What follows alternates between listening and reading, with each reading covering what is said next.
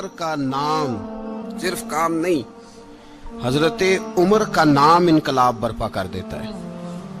حضرت عمر کا نام کفر کے ایوانوں میں جبر، ظلم، شرک کی وادیوں میں جب حضرت عمر کا نام بھی لیا جائے تو بے ایمان کانپنا شروع ہو جاتے۔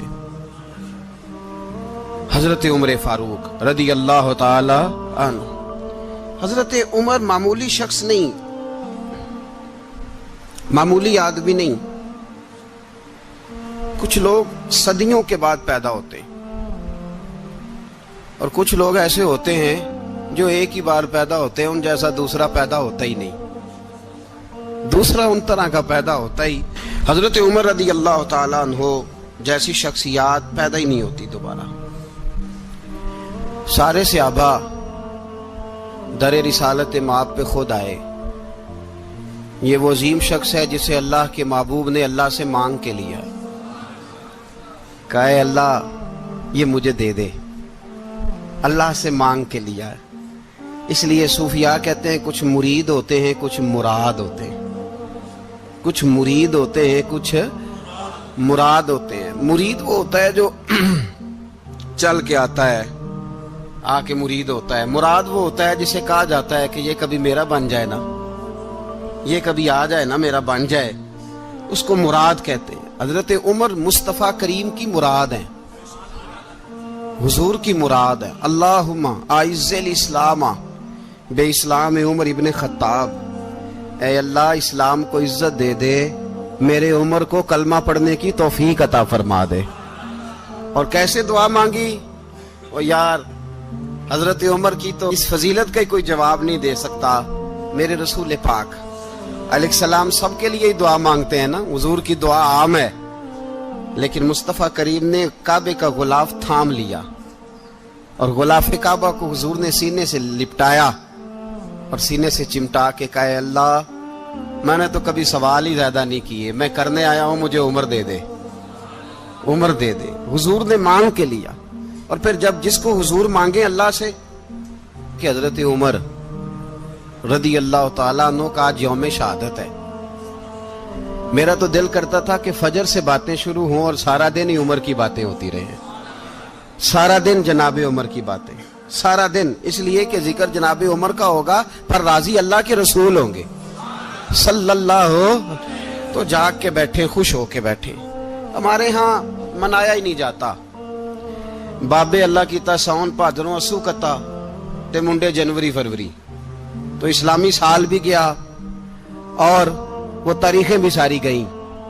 یکم محرم امت مسلمہ کے لیے بہت بڑا دن ہے، بہت بڑا دن، یہ شہادت ہے حضرت عمر فاروق کی رضی اللہ تعالی عنہ۔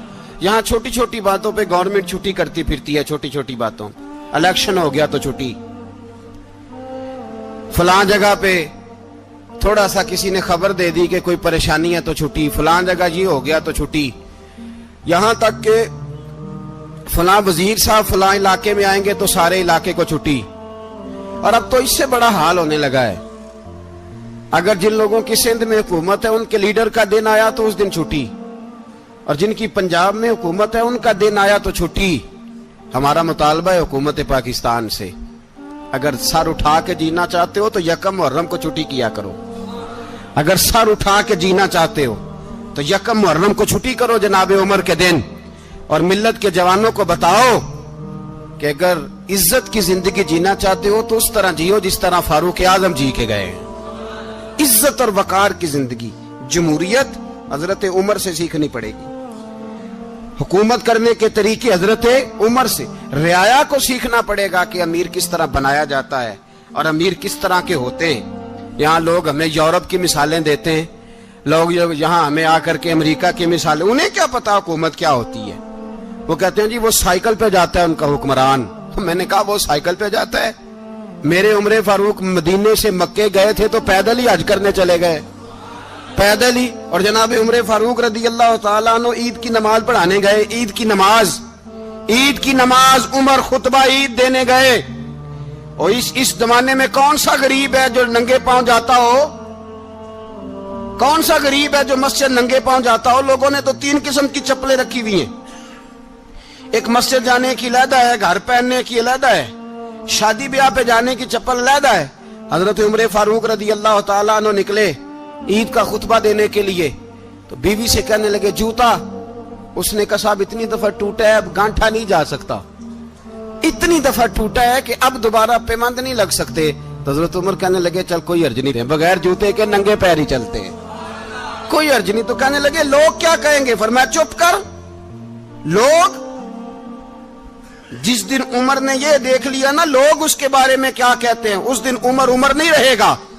تو کہا پھر آپ کا نظریہ کیا ہے؟ فرمایا میرا نظریہ یہ ہے کہ رب رسول میرے بارے میں کیا کہتے ہیں، لوگوں کا کیا ہے؟ لوگ کل کسی کے بارے میں کچھ کہتے ہیں اور پرسوں کچھ کہتے ہیں، میرا نظریہ یہ ہے کہ رب رسول میرے بارے میں ننگے پیر عمر جا رہے ہیں۔ کون جی؟ میں بڑا ماڑا۔ اچھا جناب، کیا غربت ہے؟ 10 قسم کے جوڑے لٹکے ہوئے ہیں کمرے میں، اور پہننے کی فرصت نہیں، سویرے کیا پہننا ہے، شام کیا پہننا ہے، 15 سوٹ کٹھے استری ہو کے لانڈری والا بھیج رہا ہے، اور تو غریب ہے، تو بہت بڑا غریب ہے۔ اس لیے کہ غربت پیسوں کی وجہ سے نہیں ہوتی، غربت تو دل کی ہوتی ہے۔ تو واقعی بڑا غریب ہے اور تو غریب ہی رہے گا۔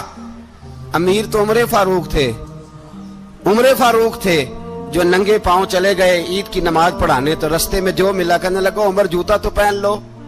فرمایا تمہیں عمر کا جوتا نہ پہننے کا نقص تو نظر آیا ہے، کوئی حرج نہیں، اگر عمر کو کبھی بتانا ہوا تو وہ والا نقص بتانا جو عمر کی سیرت میں پیدا ہو، کردار میں پیدا ہو، وہ والا نقص بتانا، یہ چھوڑو جوتے آتے جاتے رہتے۔ ننگے پاؤں گئے، پاؤں دھوئے، نماز پڑھائی، لوٹ آئے۔ او بھائی یہاں تو ہمارا بناؤ سنگار اترنا، جتنی توجہ کپڑوں کی طرف ہے اتنی توجہ کبھی ہماری علم کی طرف ہوتی نا، جتنا ذوق شوق ہمارا بناؤ سنگار کی جانب ہے، اتنا بناؤ سنگار کبھی ہمارا اخلاقیات کی جانب ہوتا تو معاملات بڑی حد تک سنورے ہوئے ہوتے۔ حضرت سیدنا فاروق اعظم رضی اللہ تعالی اپنی زندگی کو ترتیب دیا، ایک دن بھی خلافت نہیں مانگی اللہ سے۔ حضرت عوف بن مالک اشجعی ایک صحابی ہیں، حضرت عوف بن مالک رضی اللہ تعالیٰ عنہ فرماتے ہیں کہ جناب ابو بکر صدیق کا زمانہ تھا تو میں نے خواب دیکھا، میں نے خواب میں جناب عمر کو دیکھا، اور میں نے دیکھا کہ کوئی کہنے والا کہہ رہا ہے کہ عمر وہ ہے کہ اللہ کے رستے میں کوئی اسے جتنا مرضی برا بھلا کہے یہ پرواہ نہیں کرتا۔ کس کے رستے میں؟ بولے سارے۔ اس کا مطلب ہے اللہ کے رستے میں لوگ برا بھلا بھی، قرآن مجید نے کہا وَلَا يَخَافُونَ لَوْمَةَ لَائِمٍ، کچھ لوگ ایسے ہیں جو برا بھلا کہنے والوں کی پرواہ نہیں کرتے۔ آپ یقین کریں اگر پرواہ شروع ہو جائے نا تو دین کا کام ختم ہو جائے، نہ کوئی تقریر کرے، نہ کوئی تدریس کرے، نہ کوئی پیری مریدی کرے، ختم ہو جائے اگر باتوں کی پرواہ ہو۔ لیکن وہ پرواہ، حضرت عوف بن مالک اشجعی کہتے ہیں میں نے خواب میں دیکھا کہ عمر وہ ہے جو کسی کی پرواہ، اور دوسری بات میں نے یہ دیکھی کہ عمر خلیفہ بنے گا، اور تیسری بات میں نے خواب میں یہ دیکھی کہ عمر شہید بھی کیا جائے گا، عمر شہید بھی ہوگا۔ یہ میں نے 3 باتیں خواب میں دیکھی۔ فرماتے ہیں میں نے آ کے خواب حضرت ابو بکر صدیق کو سنائی، وہ خلیفہ تھے، وہ کہنے لگے ٹھہر جا میں عمر کو بلاتا ہوں، اس کے سامنے دوبارہ سنانا، اس کے سامنے۔ فرماتے ہیں میں نے بلایا حضرت عمر فاروق کو، آ کے بیٹھے، خواب شروع ہوا۔ کہ ایک بات تو میں نے یہ دیکھی کہ آپ ملامت کرنے والے کی پرواہ نہیں کرتے، دوسرا آپ خلیفہ بنے گے۔ جناب عمر کہنے لگے چپ کر، ابو بکر کے سامنے ہی کہہ رہا ہے، چپ کر، خلیفہ کے سامنے ہی کہہ رہا ہے۔ تو حضرت ابو بکر صدیق کہنے لگے عمر اسے کہنے دو، مجھے لگتا ہے رب کی رضا یہی ہے کہ میرے بعد اگر مصطفیٰ کا منبر ملے تو عمر کو ملے، اسے کہنے دو۔ یار یہاں تو لوگ ڈھینگے مارتے ہیں، یہاں تو لوگ دعوے کرتے ہیں میرے سامنے فلانے کو بھی بٹھاؤ، فلانے کو بھی بٹھاؤ، اس کو کیا پتا، اس کو کیا پتا، یہ تو بڑکے مارنے کا دور ہے۔ حضرت عمر رضی اللہ تعالیٰ عنہ کو تیسری بات کہی، حضرت عوف بن مالک نے کہا آپ شہید کیے جائیں گے، میں نے خواب دیکھی ہے۔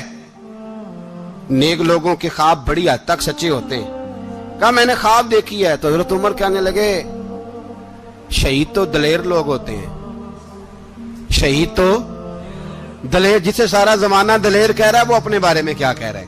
کہتے ہیں شہید تو دلیر، میں تو کاہل سا آدمی ہوں، سست آدمی ہوں، میں تو اتنا کام ہی نہیں کرتا، تو یہ خواب تو نے جو دیکھا ہے نا، پھر फिर से देखना।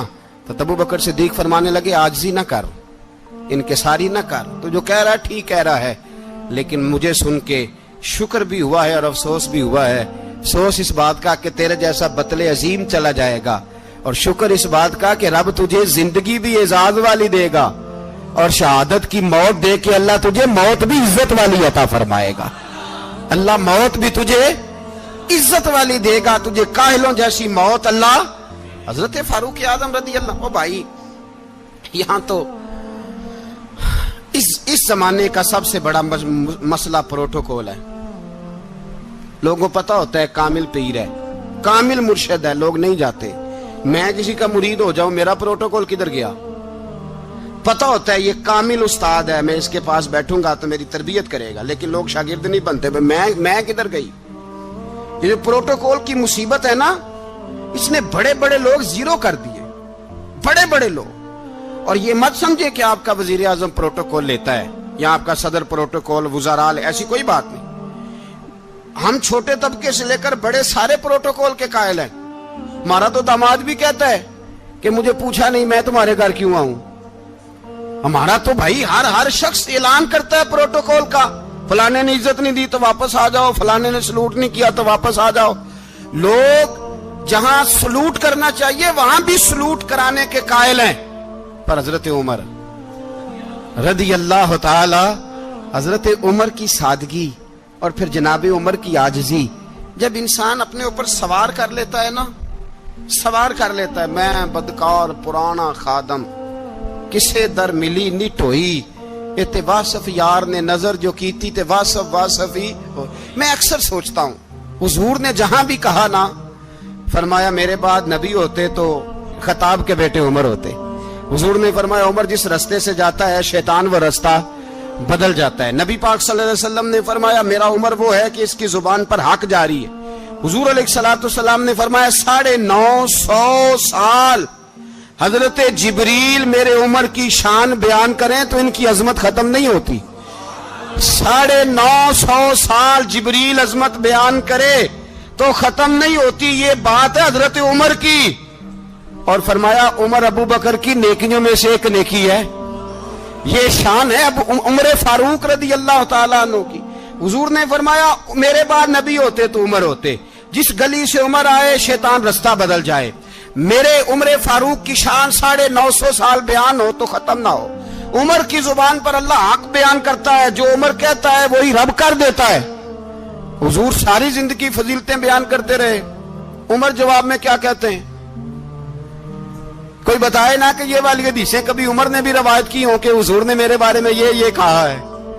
ये रवायतें वो रवायत नहीं करते। उनसे जब लोग कहते उमर तेरी बड़ी बात है तो उमर रो पड़ते, कहते मैं तो ऊंट चराने वाले बाप का बेटा हूं, मैं तो ऊंट चराने वाले बाप का बेटा, ऊंट चरा। इससे आगे उमर गए ही नहीं सारी जिंदगी, इससे आगे लफ्ज ही नहीं अदा की। और मैं तो भाई ऊंट चराने वाला, मेरा बाप तो ऊंट चराया करता था, 10 ऊंट थे, मेरी ड्यूटी होती थी, संभाले नहीं जाते थे, अब्बा डंडों से मारता था।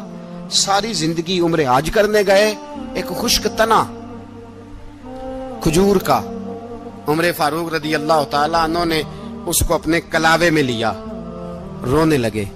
लोगों ने कहा उमर क्या हुआ? फरमाने लगे यहां मैं ऊंट चराया करता था, यहां मैं ऊंट चराता था, 10 ऊंट संभाले नहीं जाते थे। देखो रसूलुल्लाह की शान, आज सारी उम्मत चलाने का तरीका अता फरमा दिया है। सारी नजरिए से प्यार। यार पैसा किसको बुरा लगता है? आप जिस आदमी की 50 करोड़ की प्रॉपर्टी है उसको पूछें सबसे गरीब, आपको वही नजर आएगा।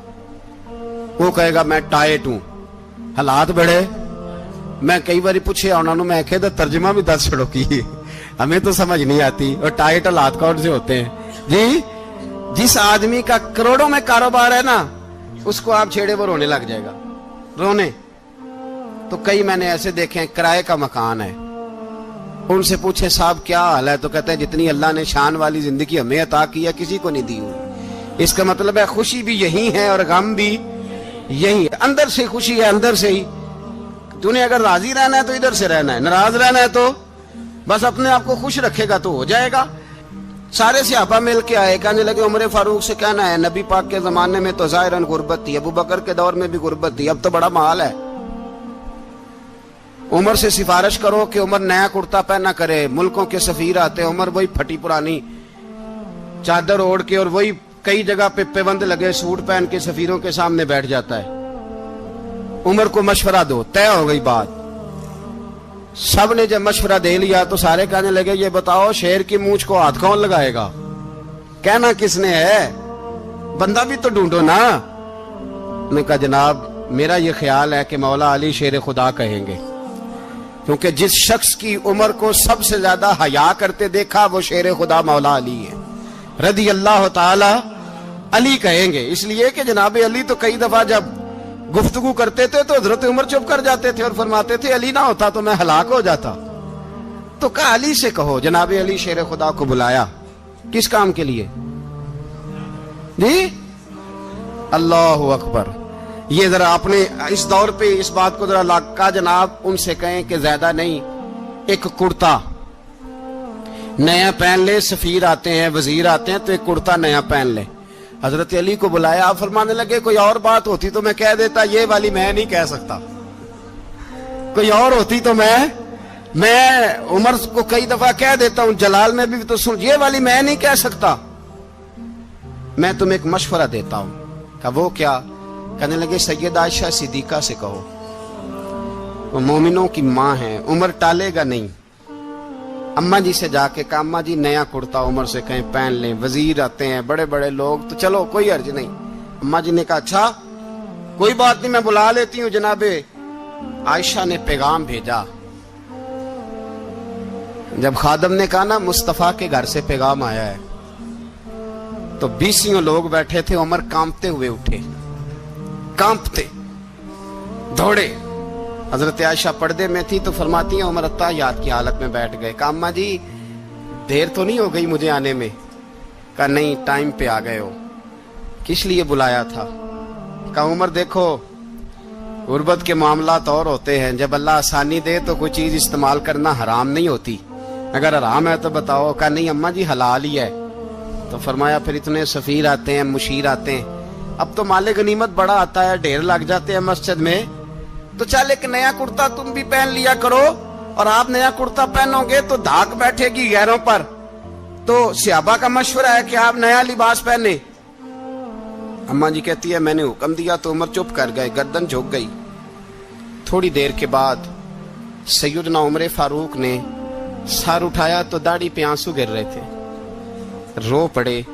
کہنے لگے پاک محبوب کی پاک بیوی جیسے حکم کرتی ہو میں حاضر ہوں, پر مجھے وہ والا لباس پہنانا جو میرے مصطفیٰ نے پسند فرمایا ہے. اگر یہ رنگ رسول پاک کا ہے تو میں حاضر ہوں, اور اگر نبی پاک کا نہیں تو پھر جیسے آپ حکم کریں. جناب عائشہ کہتے ہیں عمر روئے تو میں زیادہ روئی, میرا پلو بھیگ گیا آنسوؤں سے. میں نے کہا عمر آپ جائیے. عمر یوں نکلے تو جو صحابہ کھڑے تھے وہ کونے میں تھے, سارے آ گئے. کہا اماں جی کیا بناؤ؟ فرمایا بھائی تم سب جو باتیں کہتے ہو وہ اپنی جگہ ٹھیک ہیں, پر عمر جو بات کرتا ہے وہ سب سے زیادہ ٹھیک ہے. عمر جس پہلو پر بات کرتا ہے وہ یار ایسی عاجزی, ایسا رنگ, ایسا انداز, ایسا طرز حیات, ایسی زندگی. اولاد کے معاملے میں لوگ بزدل ہو جاتے ہیں, بزدل. پر حضرت عمر کا بیٹا مصر گیا, وہاں سے کمائی کر کے لایا, تجارت کرنے گیا, لاکھوں کا مال. کون سا باپ ہے دنیا میں جس کا بیٹا باہر سے پیسے لے کے آئے تو ابا تفصیل پوچھے کہ بیٹا کہاں سے کمائے, کہاں سے لایا, کتنے ملے, کیوں آئے؟ کون سا باپ تفصیل پوچھتا ہے؟ ابا تو کہتا ہے لا صحیح, اور تعریفیں کرتا ہے میرا بیٹا بڑی کمائی کرتا ہے. کبھی پوچھا ہے اس سے کہ ڈیوٹی صحیح دیتا ہے کہ نہیں؟ کبھی پوچھا ہے کہ تو ایمانداری کی روزی لاتا ہے کہ حرام کی کماتا ہے؟ یہ باپ کی ذمہ داری ہے, یہ اماں کی ذمہ داری ہے. پھر کہتا ہے بیماری کیسے آ گئی, پریشانی کیسے آ گئی؟ تو نے کبھی سوال کیا اپنی اولاد سے؟ حضرت عمر فاروق رضی اللہ تعالیٰ عنہ کا بیٹا مصر سے پیسے کما کے لایا تو جناب عمر نے بلایا, فرمایا بیٹے اتنی تو تیرے پاس راس ہی نہیں تھی, تھوڑے سے تو پیسے لے کے گیا تھا, اتنی کمائی کیسے ہو گئی؟ اتنے تو پیسے نہیں تھے صاحب, کہاں سے کمائی لائے؟ اس نے کہا ابا جی وہ جو میرے چچا ہے نا مصر کے گورنر, آپ کے دوست, انہوں نے میری مدد کی ہے. فرمایا جتنے لوگ گئے تھے سب کی ہے مدد اس نے؟ کہا نہیں صرف میری کی. فرمایا تیری کیوں کی؟ تیری کیوں کی؟ کہا حضور آپ کے دوست ہیں. فرمایا چپ کر. حضور انہوں نے مجھے اتنے پیسے دیے, میں نے کاروبار میں ڈالے تو نفع آیا تو میں ان کی رقم دے کے. فرمایا خاموش ہو جا. باقی جتنے لوگ گئے تھے سب کی مدد کی اس نے؟ کہا نہیں حضور صرف میری کی. فرمایا اس نے تیری مدد نہیں کی, اس نے خلیفہ کے بیٹے کی مدد کی, اس لیے کہ وہ خلیفہ کو اپنے حق میں نرم کر سکے. فرمایا آدھا مال تیرا ہے, آدھا مال غنیمت کا ہے, مال خزانہ کا ہے, مسلمانوں کا ہے, اس لیے کہ تو جو وہاں سے مال کما کے لایا ہے وہ اپنے باپ کے خلیفہ ہونے کی وجہ سے کما کے لایا ہے, لہذا رکھ ادھر. یہاں کہتے ہیں کدھر سے آیا, کیسے آیا, کون سا حساب دیں, کیا کریں. او بھائی حضرت عمر رضی اللہ تعالیٰ عنہ کا اپنی اولاد کے بارے میں یہ رنگ ہے. ایک جنگ سے نا خوشبو آئی, خوشبو بڑی مہنگی ہوتی تھی, عرب میں خوشبو آج بھی بڑی مہنگی ہے, وہ زیادہ استعمال کرتے ہیں. میری باتوں کی سمجھ آ رہی ہے میرے بھائی؟ بڑی مہنگی خوشبو تھی. جب وہ خوشبو آئی تو حضرت عمر نے کہا, گھر میں پہلے پہنچی حضرت عمر کے, چونکہ زیادہ عورتیں استعمال کرتی تھی گھر کے اندر خوشبو, مرد بھی لگاتے تھے. حضرت عمر نے اپنی بیوی سے کہا, آپ کی زوجہ تو تھی وہ بڑی خوشبو کو پسند کرتی تھی. حضرت عمر نے اپنی زوجہ سے کہا کہ خوشبو لاؤ, میں نے ایک عورت کی ڈیوٹی لگائی ہے, وہ خوشبو تول کے نا تو حصہ برابر صحابہ میں بانٹ دے گی. تو آپ کی زوجہ کہنے لگی کسی بی بی کی ڈیوٹی لگانے کی کیا ضرورت تھی, میں جو موجود تھی میں بانٹ دیتی ہوں تول کے حصہ برابر. آپ نے فرمایا نہیں تو رہنے دے, اور فلانی بی بی بانٹے گی. کہا حضور میں نے بھی بانٹنی ہے, میرے پہ کچھ حق ہے؟ آپ نے فرمایا نہیں, تو تفصیل نہ پوچھ, تو خوشبو دے دے, کوئی اور بانٹے گی. خاتون خانہ تھی نا, کہنے لگی نہیں مجھے بھی آج آپ کو بتانا ہی پڑے گا کہ کوئی جو بانٹ سکتی ہے تو میں کیوں نہیں بانٹ سکتی. زوجہ کہتی عمر نے بات کی تو میری چیخیں نکل گئی. حضرت عمر فرمانے لگے جب تو خوشبو بانٹے گی نا تیرے ہاتھوں کو بھی لگے گی, تیرے دوپٹوں کو بھی لگ جائے گی. اگر رب کریم نے مجھ سے سوال پوچھا کہ عمر خوشبو تو مسلمانوں کی تھی, تیری بیوی کے دوپٹے کو کیوں لگ گئی, تو میں اللہ کے حضور کیا جواب دوں گا؟ اگر اللہ نے یہ سوال کیا کہ تیری بیوی نے کیوں لگائی, وہ تو حصہ تھا مسلمانوں کا, تو نے تیری بیوی نے کیوں لگائی؟ تو فرمایا میں نہیں چاہتا کہ اللہ کے حضور مجھے اور تجھے باز پرس ہو, لہذا کسی اور کو بانٹنے دے. زوجہ روئی اور تڑپ کے کہنے لگی عمر مجھے لگتا ہے صبح قیامت بھی تیری بیوی ہونے کی وجہ سے اللہ مجھے جنت عطا فرما دے گا, تیری زوجہ ہونے کی برکت سے. بھائی یہ معیار رکھا, خدا کی قسم ایسا شخص تاریخ میں دوبارہ نہیں آیا. اتنا بڑا آدمی, اتنا بڑا شخص, اتنا بڑا آدمی, اور پھر رنگ یہ ہے کہ عمر 22 لاکھ مربع میل کا حکمران, 22 لاکھ, اور کھجور کے درخت کے نیچے مٹی کا ڈھیلا لے کے سو گئے ہیں, پرواہ کوئی نہیں, کوئی مسئلہ ہی نہیں. 2 غلام ساتھ بیٹھے تو ایک روٹی حضرت عمر نے گھر سے منگوائی, تھوڑا سا سرکہ, تو غلام کہنے لگے ہم نے بھی کھانی ہے. فرمایا کوئی حرج نہیں, روٹی کو پیٹ بھر کے کھانا ضروری تو نہیں, 3 حصوں میں بانٹ لیتے. ایک آدمی آیا ہوا تھا مصر کا رہنے والا ملنے کے لیے, اس نے پوچھا عمر کدھر ہیں, تو کہا وہ ادھر جاؤ مسجد میں بیٹھے ہوں گے. اور واپس آیا تو کہنے لگا وہاں تو 3 غلام بیٹھے ہیں, ایک روٹی بانٹ کے کھا رہے ہیں, لگتا ہے کئی دنوں سے روٹی نہیں ملی. کہا 3 غلام تو کوئی نہیں, وہاں 2 ہی تھے, تیسرے تو امیر المومنین تھے. اس نے کہا نہیں 3 غلام ہیں, کپڑے بھی ایک طرح کے پہنے ہوئے, بلکہ 2 کے تو پھر صحیح ہیں, تیسرے کے تو زیادہ ماڑے ہیں. کپڑے بھی ایک طرح کے, کھانا پینا بھی ایک طرح کا, اور ان کا نشست برخاست بھی ایک طرح کی ہے, لہذا کوئی فرق نہیں. حضرت ابو ہریرہ کہتے ہیں میں لے کے آیا, اور جناب عمر کو جب میں نے کچی زمین میں تامت سمیٹ بیٹھے دیکھا تو میں رو پڑا. میں نے اس مصر سے آنے والے کو کہا تو اس کے جلوے دیکھ, اگر اس کی ذات میں اتنا حسن ہے تو محمد عربی کا مقام کیا ہوگا. یہ مقام غور ہے, مقام غور. 10 محرم کو لوگ دیگے پکائیں گے نا, نہیں پکانی ہے, کوئی بول دے نہیں, ہاں نہ نہیں کر دے, پروگرام بدلیا تو نہیں دی عید کی کہ وہ ایک کام شروع ہویا ہے لات ٹائٹ ہونے والا. کیوں جی پکنی ہے نا دیکھیں 10 محرم کو انشاءاللہ تعالی, ہم بھی پکائیں گے انشاءاللہ, یہاں بھی پروگرام ہوگا. تو 10 محرم کو جو دیگ پکنی ہے تو ایسا نہیں ہو سکتا کہ 1 محرم کو حضرت عمر کے نام کی بھی کوئی پک جائے.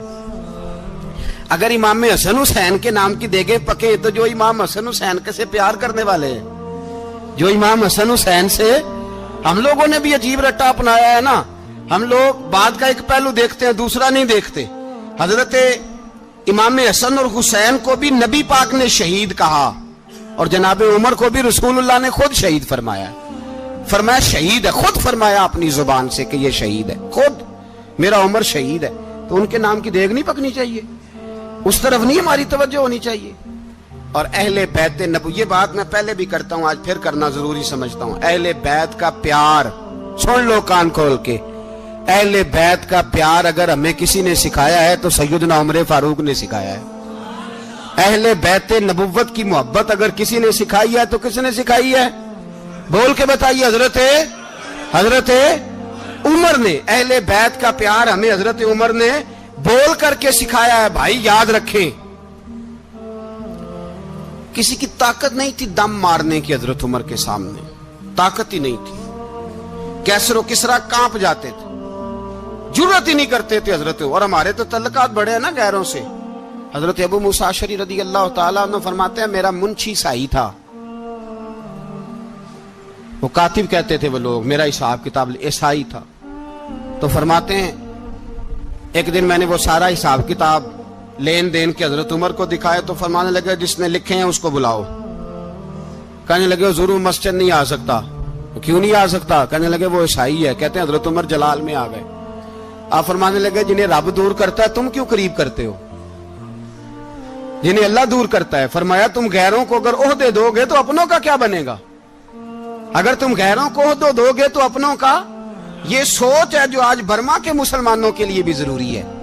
کہا اگر تم غیروں کو عہدے دو گے تو اپنوں کا۔ ہم نے غیروں کو عہدے دیے تو دیکھا نا اپنے کس طرح کاٹے جا رہے ہیں۔ غیروں کو جو عہدے دے دیے، یرانے سارے غیروں سے روز دعویٰ ہوتا ہے چین ہمارا سجن ہے، چین ہمارا دوست ہے۔ او بھائی دوست ہے تو اس سے کہو نا کہ برما تو تمہاری ایک چھوٹی سی ریاست ہے، چین کے بغیر تو وہ سانس بھی نہیں لے سکتا۔ اس کو کہو نا اس حکومت پہ دباؤ ڈالے۔ لیکن ہم لوگوں نے غیروں کو عہدے دیے تو اپنے پس گئے۔ حضرت عمر کہتے تھے ذمی کا ہم ادب کریں گے، ذمی کافر کا ہم، ایسا کافر جو مسلمان ریاست کو قبول کرے، بدامنی نہ پھیلائے۔ ایک آدمی کو آپ نے دیکھا آنکھوں سے نابینا ہے اور بھیک مانگ رہا ہے، تو حضرت عمر کو نظر آ گیا۔ فرمایا کون ہو؟ اس نے کہا میں یہودی ہوں۔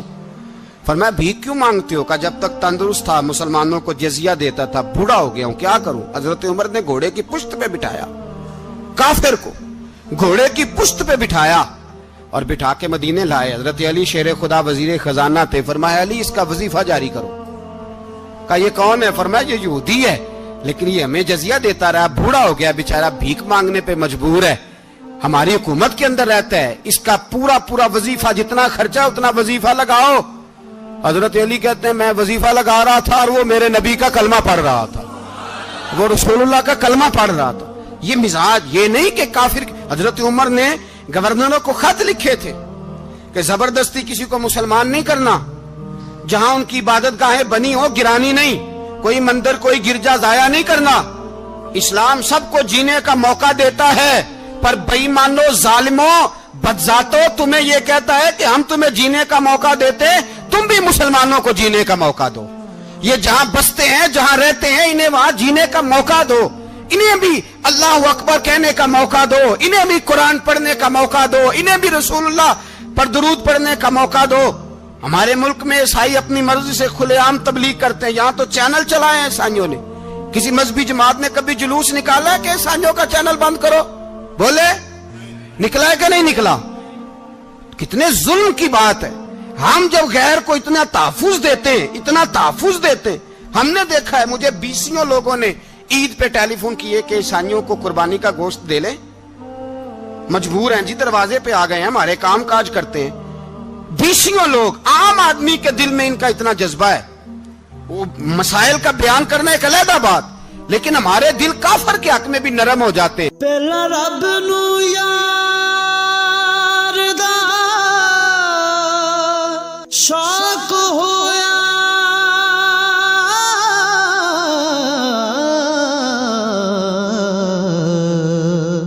نبی پاک دا کرن جمال مائیں آیا وہی لے کے ہویا ترت حاضر، تے لیا یار نے یار نو پھال مائے. تم کس قدر زیادہ بےایمان ہو اور کفر کس قدر زیادہ ذلیل ہو گیا ہے کہ مسلمان کے حق میں نرم ہوتا ہی نہیں. اور اس سے بڑے ذلیل وہ ہیں جو ان ذلیلوں کے سپورٹر ہیں. وہ کسی عرب ملک کے حکمران ہو یا کسی اور جگہ کے، وہ بڑے ذلیل ہیں جو ان ذلیلوں کے سپورٹر ہیں، جو برما کی بچیوں کے قتل پر اپنی حکومتیں چمکا رہے ہیں. انہیں شرم نہیں آتی. اس قدر مسلمان تڑپا ہے لیکن ان بے غیرتوں کو ذرا ہوش نہیں آئی. اور یہ ان کے کماش، ان کے دلال جو ہر جگہ ان کی سپورٹ کر کے اپنی حکومتیں قائم کرتے ہیں، بے ایمانوں کو پتہ نہیں کہ کب ان پر اللہ کا عذاب اترے گا اور کس طرح ان کے پرخشے اڑیں گے. تمہیں اپنی ذلت اور رسوائی نظر نہیں آ رہی کہ زمین کس طرح تمہارے لیے تنگ ہو گئی ہے؟ اس سے زیادہ اور تمہاری رسوائی کیا ہوگی؟ ڈرو اللہ سے. اور یہ تو دنیا کا عذاب ہے. ان بطش ربک لشدید. میرا رب کہتا ہے قیامت تو قائم ہونے دے. اتنا سخت تیرے رب کی پکڑ ہے اتنی کسی دوسرے کی ہو سکتی؟ یاد رکھیں اور تھوڑا احتیاط کریں. ہم سب لوگ بھی، جو ہم لوگ آدھی زبان بول کے بھی ان کی سپورٹ کرتے، اب شرم آنی چاہیے ہمیں ان حکومتوں کی سپورٹ کرتے جو مسلمانوں کی لاشوں کے اوپر حکومتیں قائم کرتے ہیں. شرم آنی چاہیے. بہرحال بات دور نکل جائے گی اور میں اپنے مضمون پہ رہتا ہوں. اہل بیت کا پیار اگر سکھایا ہے تو جناب عمر نے سکھایا ہے رضی اللہ تعالی عنہ. امام حسن ملنے، آپ یقین کریں میں جب اس واقعہ کو پڑھتا ہوں تو میرا دل جھوم جاتا ہے. میں کہتا ہوں یار ڈاڈا ہونا اپنی جگہ پہ، عشق ہونا اپنی جگہ پہ، انسان کا باوقار ہونا اپنی جگہ. جہاں کھڑے ہونا تھا وہاں یہ کھڑے ہوتے تھے اور جہاں جھکنا تھا وہاں یہ ان لوگوں میں اقبال نے کہا تھا تیری نگاہ ناز سے دونوں مراد پا گئے. عقلے کی یاب و جستجو، عشق حضور و اضطراب. جہاں اگر آیا ہے سامنے کیسر و کسرا تو عمر جیسا دلیر کوئی نہیں. اگر سامنے آیا ایران کا بادشاہ تو عمر جیسا تگڑا کوئی نہیں. اگر آیا ہے سامنے غسان کا بادشاہ تو عمر جیسا عادل کوئی نہیں. لیکن اگر علی کا بیٹا آیا ہے، اگر فاطمہ کے لال پارے آئے ہیں تو پھر فاروق اعظم سے جیسا محب کوئی نہیں، پھر ان سے جیسا پیار کرنے والا کوئی نہیں. اندر بیٹھے ہیں جناب عمر، اندر تنہائی میں کچھ وزیروں سے گفتگو ہو رہی ہے، میٹنگیں جاری ہیں. آپ کے بیٹے ملنے آئے جناب عبداللہ ابن عمر. ابا جی ملنا ہے. بات ٹھہرو، بات کر رہا ہوں، کوئی نہ اندر آئے. صاحب زیادہ باہر کھڑا ہے. تھوڑی دیر گزری تو امام حسن بھی آ گئے. کون آئے؟ آپ کو جو ملے گا امام صاحب کا نام لینے سے، وہ سردار ہیں جنتیوں. کون آئے؟ سارے بولیے. امام حسن تیری نسل پاک میں ہے بچہ بچہ نور کا، تو ہے نے نور تیرا سب گھرانہ. امام حسن آئے تو حضرت عبداللہ ابن عمر کو دروازے پہ کھڑے دیکھا. کہا امیر المومنین کہاں ہیں؟ کہنے لگے حضرت عمر کے بیٹے. کہنے لگے وہ اندر بیٹھے، کچھ میٹنگ ہو رہی ہے اور انہوں نے کہا کوئی اندر نہ آئے، لیکن آپ جانا چاہیں تو چلے جائیں. آپ جانا چاہیں تو تیری نسل پاک میں ہے بچہ بچہ نور، آپ جانا چاہیں تو چلے جائیں. تو انہوں نے کہا جب آپ باہر کھڑے ہیں تو مجھے کوئی اتنا ضروری کام نہیں، اور ابھی زور کی نماز تھوڑی دیر میں ہوگی، میں مسجد میں مل لوں گا امیر المومنین سے. یہ بات کہہ کہ امام حسن چلے گئے. یار اتنی بڑی بات نہیں تھی، اتنی بڑی بات نہیں تھی. وہ میرے استادوں کا بیٹا بھی آئے تو کہا ٹھیک ہے جی وہ سوئے ہوئے ہیں، کوئی غرض نہیں یار میں ٹھہر کے آ جاؤں گا. کوئی بڑی بات نہیں تھی، دیکھا جائے تو بڑی بات نہیں تھی، پر بات بہت بڑی تھی اس لیے کہ یہ خالی حسن نہیں، یہ حسن ابن علی ہے، یہ حضرت فاطمہ کے لخت جگر. حضرت عمر باہر نکلے. عبداللہ ابن عمر سے پوچھا کوئی آیا تو نہیں؟ تو کہا حضور امام حسن آئے تھے. تو کہا پھر شہزادے کو اندر کیوں نہیں بھیجا؟ کہا میں نے کہا تھا. وہ کہنے لگے اگر امیر المومنین مصروف ہیں تو میں ظہر میں مل لوں گا. حضرت عمر رونے لگے. فرمایا بیٹے تو نے اچھا نہیں کیا. پھر مسجد نہیں گئے، سیدھے امام حسن کے دروازے دستک دی. امام حسن باہر آئے. کہا شہزادے آئے تھے تو ملے کیوں نہیں؟ تو امام حسن کہنے لگے حضور آپ کا اپنا بیٹا دروازے پہ کھڑا تھا، آپ کا اپنا بیٹا دروازے پہ کھڑا تھا، اور منع بھی کیا تھا آپ نے تو میں زور میں مل لیتا. حضرت امام حسن فرماتے جوش جذبات میں جناب عمر نے سر سے پگڑی اتار دی. جوش جذبات میں کہنے لگے حسن میرے بیٹے کا اور آپ کا کیا مقابلہ؟ کیا اس کی ماں کا نام فاطمہ الزہرا ہے؟ کیا اس کی نانی کا نام ختیجۃ الکبریٰ ہے؟ क्या उसके नाने का नाम मोहम्मद मुस्तफा है? आपका और उसका क्या मुकाबला? फिर रो पड़े और कहने लगे, बेटे मैं मक्के के सहराओं में ऊंट चराया करता था, ये जो मेरे सर पर इज्जत के बाल हैं ये तेरे नाने के उगाए हुए। मैं मक्के के खबरदार शहजादे, खबरदार। ओ भाई, अहले बैत नबुव्वत के अदब का रंग अगर सिखाया है तो सैयदना उमर ने सिखाया है। हजरत उमर फारूक अथॉरिटी है, इस्लाम की अथॉरिटी। यकम मुहर्रम हजरत उमर की शहादत है। यहूदी बोल उठा, काफिर बोल उठा। अगर 6 महीने उमर दुनिया में और रहते तो दुनिया में कोई काफिर मौजूद न होता। 6 महीने। और जब इस बतले जलील का जनाजा उठा, अल्लाह, बुखारी पढ़िए ना, अल्लाह मरजुकना शहादतन फी सबीलिक, अल्लाह बिस्तरे की मौत ना देना, शहादत की देना। उमर शहीद हुए, मस्जिद नबी में नमाज पढ़ाते। और जब जनाजा उठा तो मदीने का फिर पीछे जो दलेर बचे वो मौला अली थे। मौला अली, जनाब उमर का जनाजा उठा तो सबसे पहली हाय जो निकली वो हजरत अली की जुबान से निकली। और हजरत अली सारी दाढ़ी आंसुओं से भर गई। लोगों ने कहा कि अली क्या हुआ? फरमाने लगे, तुम देख नहीं रहे जनाजा किसका उठा है? पलट के देखो तो सही, तुम पता नहीं ये कौन गया है? हुजूर क्या हुआ? आप फरमाने लगे, उमर इस तरह के काम करके गया है, अब इनके रस्तों पे कौन चलेगा? कौन इसके जिगर राहे वफा में? मैं नक्श ऐसे छोड़ आया हूं, मैं जिस मंजिल से गुजरा हूं वो अब तक याद करती है। हजरत अली हजरत उमर के जनाजे पे खड़े होकर कहते हैं, अल्लाह मुझे उस तरह के अमल करने की तौफीक दे जिस तरह की उमर करके गया। मेरे भाई, बतले अजीज, बतले हुर्रियत हजरत उमर रदी अल्लाह ताला अन्हो, जो अपनी जिंदगी इनकलाब वाली गुजार के गए। उमर जब दुनिया से गए तो 80 दिनार का कर्जा था। 22 लाख मुरब्बा मील का हुक्मरान। और अपने बेटे से कहने लगे, बेटे कोशिश करना तेरे खानदान वाले मिलके मेरा कर्जा उतार दे, मेरी कब्र पे बोझ ना रहे। और अगर खानदान वाले मदद न करें तो मेरे दोस्तों से बात करना, वो मदद न करें तो फिर अली से बात करना।